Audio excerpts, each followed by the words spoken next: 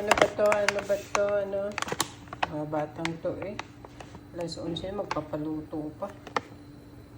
Ito yung ating lulutuin. Air fryer to. Korean fried chicken.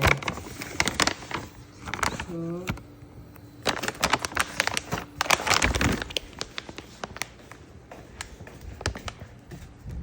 air fryer natin. Kasi ko sabi ko lang chicken. Sige na, Day. Buksan mo lang. Nag-video man ako, Day. Yung aking vlogger ko. Okay, so open. Ito mo pala yan. Tapos, may sabaw. Ngayon, may sauce daw. Tapos na ata. Tapos, ibig sabihin, ibusin yan.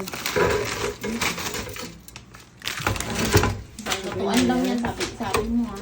Oh, yan. Oh, sa lutuan lang yan. Then, ilang oras? Ay naku, pag naluto, edi tapos. May oras niya. Pwede na yun, wala.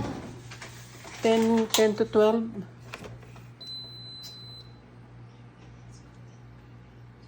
Sa ano naman yan, air fry, 10 to 12. O yan, 10 to 12 Ben. Hindi, 24 yan. Hilaw yan. Oh, ito, tama mo na ito, tama mo. Tapos yung sabaw. Ay, sauce. Oh, edi mamaya ito, Sige.